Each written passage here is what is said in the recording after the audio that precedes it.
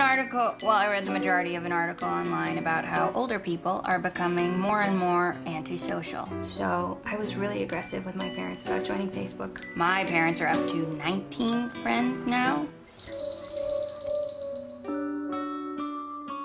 I have 687 friends. This is living. What? That is not a real puppy. That's too small to be a real puppy. Toyota Venza. Keep on rolling.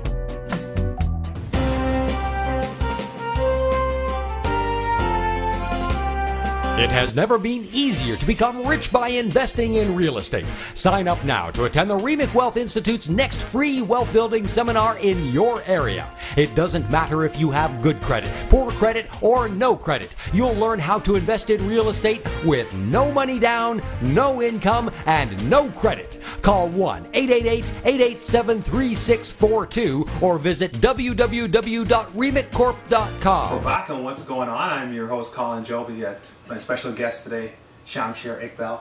Shamshir, we've been talking a lot about the insurance world and learned a lot. I've learned a lot so far. Very interesting. And we talked about insurance rates a few minutes ago. Sure. And we're all complaining. I know I'm part of that group as well. I'm sitting here, I'm listening to today's show, and I'm thinking to myself, okay, what do I need to do in order to bring down my rates? Because let's face it, we all want to keep as much money in our pocket as possible. Right.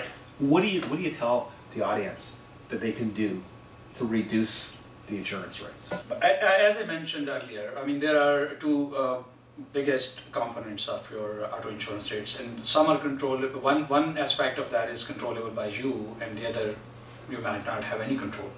So what you should do, that keep your record clean, goes without saying. Don't get into at-fault accidents, and don't get into into speeding and unsafe lane changes and stuff like that, minor tickets.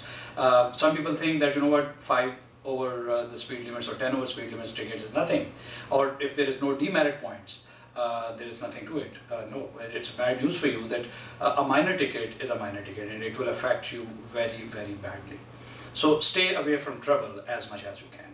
So that is one thing. Keep your driving record as clean as possible you can. Let's say you do run into some trouble. Right. Right. And you do have some. You had some demerit points taken. Mm-hmm. Are there any ways to correct that? Or are you pretty much? How long does that stay in your record? Yeah, you are stuck with that. A minor ticket stays on your record for 3 years. Oh, really? A minor ticket? Minor ticket, okay. And what do we consider a minor ticket? Minor tickets like speeding under 50 over. If it is 50 over, then it is a major ticket, and 90% of the insurance companies will decline to offer you any insurance. Oh, really? Yeah. So could that person still get insurance? Anybody can get insurance in Ontario by law, but at a price. At a premium. At a very, very high premium. Only a very, very high risk company will take such a risk. Wow, interesting, interesting. So it's really important that to keep your record, stay within the rules. Stay within the rules. You will stay out of trouble. Absolutely, it's very important.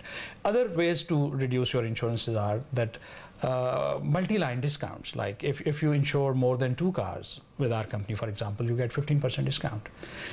In addition to that, if we have your home insurance or a tenant policy or any fire policy with us, then you save additional 15%. So that amounts to, if you have 2 cars and a home with me, you are entitled to have 30% discount. And that's quite significant. So in essence, you're pooling your own resources. Right, right. And saving yourself money at the same time. Absolutely. Interesting. Yeah. Interesting. So that's because sometimes you hear that all the time. Right. But you don't really pay much attention to it. Yeah. So it's something you definitely should take seriously. So in case, let's say you're married, does it make a difference if you put you and your wife get a policy as well? Right. Different companies, yeah. I mean, if you and your wife you have 2 cars. Yes. Okay. Instead of insuring 1 car with one company and another car with another company, insure both the cars with one company. Okay, so that you can have a multi-car discount. Most of the companies offer that, including ours. Interesting, interesting, very good. That's another point. I never, you hear that a lot, but you don't really pay a whole lot of attention to it. Yes. Let's say I'm listening today and I become intrigued by the industry. Yes. And I'm saying to myself, I need to make a career change. Yeah. And insurance looks pretty good. Mm-hmm. What do I need to do? What's the first step that I need to do in terms of making that career switch from whatever I'm doing right now? Right. Into getting involved in the insurance industry? Great question. I mean, insurance industry, it's a very large industry. From what I understand, it is, and it's a very big contributor to the financial well-being of the communities that we live in, both as a service provider for the risk management products, and both as an employer as well. So, and it is a very, very highly regulated industry, and there are a lot of good options available within the industry. Really, such as like being an agent, as I am, or being the team members of an agent. Like I have 3 team members in my office who are working with me. Being a broker. A broker is somebody who works for many companies selling their products and services. Being an insurance adjuster, people who settle claims. Or being a service person in an insurance company, people who take your calls and make your billing changes and so on and so forth. So it's a multifaceted industry. Yeah, and then there are underwriters. And there are so many positions within an insurance agency. So you have to pick what you want to do, and then accordingly. So once you determine what area you want to what area you want to target, then education, like many professions. Okay, and in terms of education, Yes. let's say for example, someone becomes an agent. Then is there ongoing education when becoming an agent? Absolutely. There is. There is. I mean, I have 3 licenses that I need to have in order to sell all of the product and services that I have. And there are requirements, continuous education requirements that I have to fulfill every year to keep my license in good standing. Oh, okay. So it's an industry then that someone could just get involved in, and there's lots of room. It sounds to me as though there's a lot of room for growth. A lot of room for growth. Absolutely. Yeah. Great, great. And in terms of your own agency, I know every business has the challenge of they want to grow, they want to develop, they want to get bigger. Right. How do you see yourself evolving and getting bigger? How do you see your agency growing? I like the example of a snowball. Snowball. Yes. The snowball effect. You start small and you keep on doing the right things day in and day out, and your business will grow. I do advertise, but advertising is not my main focus when it comes to attracting new clients. Okay. 70% of, and I'm coming there, 70% of my new clients, they come through referral from my existing clients. So referrals are a huge part of your business. Absolutely. Because the thing is, think from this perspective, you know what, if you are my client and I have done a good enough job in educating you about your situation, or educating you about the options that you have regarding different insurance products, and if you like what I'm doing, invariably you are going to talk to 10 other people about that. Right.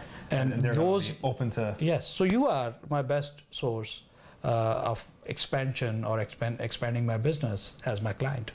So yeah, doing word of mouth. Word of mouth. Doing the best job that I can for my existing client is the best way to grow. Great, great. So where do you see your agency being in 5 years?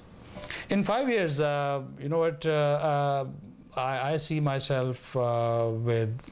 I will at least quadruple my existing. Quadruple your. Yeah, my existing book of business. See, your plans are big. My plans are definitely big, and you know what? The reason for that is I simply love doing what I do, and I see a lot of smiles on my clients' face when I help them recover from their unexpected risks and all that, and when I help them plan about their future, and when I see a satisfactory look on their face, that gives me a lot of satisfaction. You're happy. I'm very happy.